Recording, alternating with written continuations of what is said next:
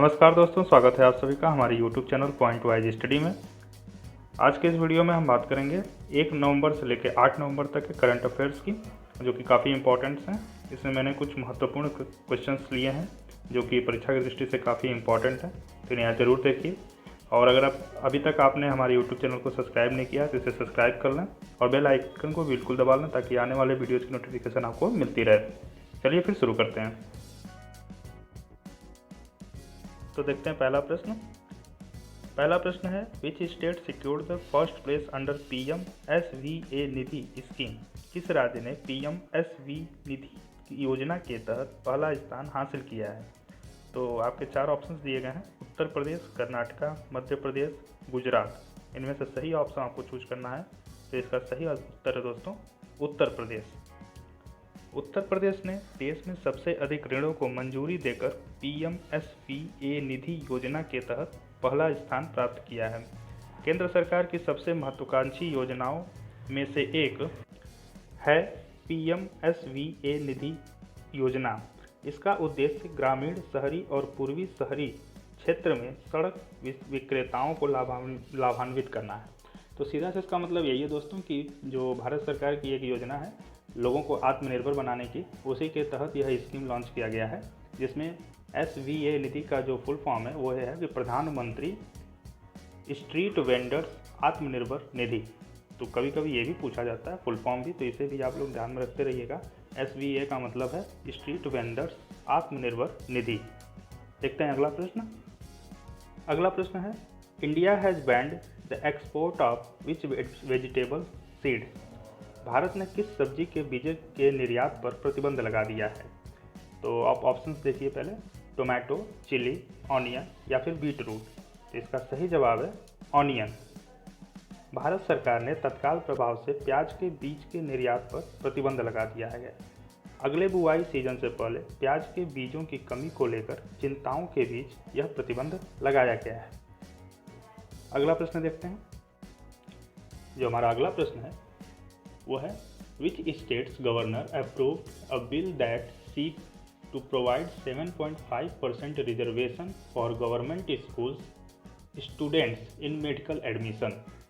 किस राज्य के राज्यपाल ने एक विधेयक को मंजूरी दी है जो 7.5% आरक्षण प्रदान करेगा मेडिकल प्रवेश में सरकारी स्कूल के छात्रों के लिए? तो ऑप्शंस हैं आपके केरला, तमिलनाडु, कर्नाटका या फिर तेलंगाना। तो इसका सही जवाब है तमिलनाडु। तमिलनाडु राज्य के राज्यपाल ने ये विधेयक को मंजूरी दी है जिसमें 7.5% आरक्षण दिया जाएगा उन बच्चों को जो कि सरकारी स्कूल से आते हैं, किसमें? मेडिकल प्रवेश में, यानी मेडिकल की परीक्षाओं में। चलिए फिर अगला प्रश्न देखते हैं। Which nation has targeted to achieve zero carbon emissions by 2050। यानी किस राष्ट्र ने 2050 तक शून्य कार्बन उत्सर्जन प्राप्त करने का लक्ष्य रखा है? ऑप्शंस हैं यूनाइटेड स्टेट्स, इंडिया, जापान या फिर चाइना। तो इसके सही उत्तर है दोस्तों जापान। जापान के नए प्रधानमंत्री योशिहाइड सुगा ने हाल ही में घोषणा किया है कि देश 2050 तक शून्य कार्बन उत्सर्जन प्राप्त कर लेगा। इसका सही जवाब है जापान। अगला प्रश्न देखते हैं। Who was awarded the UN Global Climate Action Award 2020? संयुक्त राष्ट्र वैश्विक जलवायु कार्रवाई पुरस्कार 2020 से किसे सम्मानित किया गया है?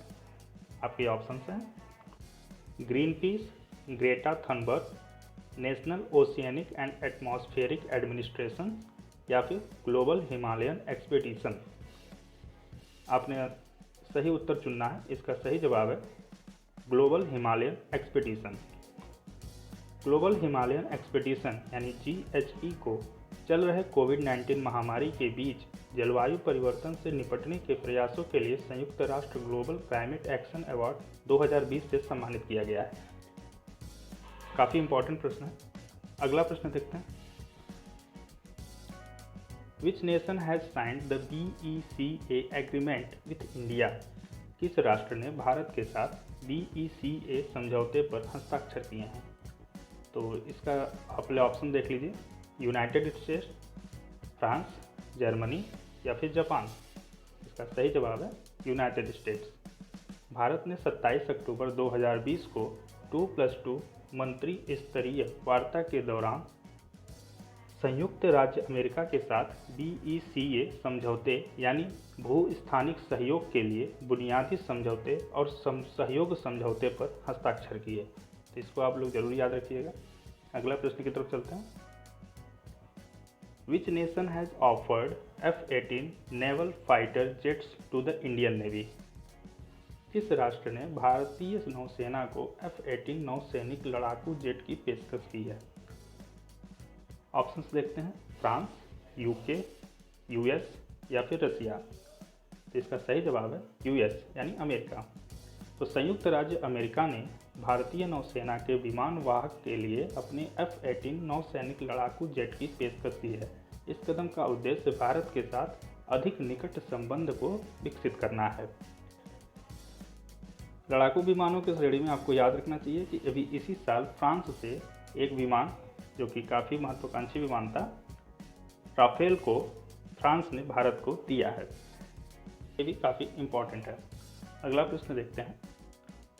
Which nation has become the third Arab nations to establish relations with Israel in the last 2 months? पिछले 2 महीनों में किस देश ने इजरायल के साथ संबंध स्थापित करने वाला तीसरा अरब देश बन गया है? ऑप्शंस देखते हैं। सऊदी अरेबिया, कुवैत, कतर या फिर सूडान। इसका सही जवाब है सूडान।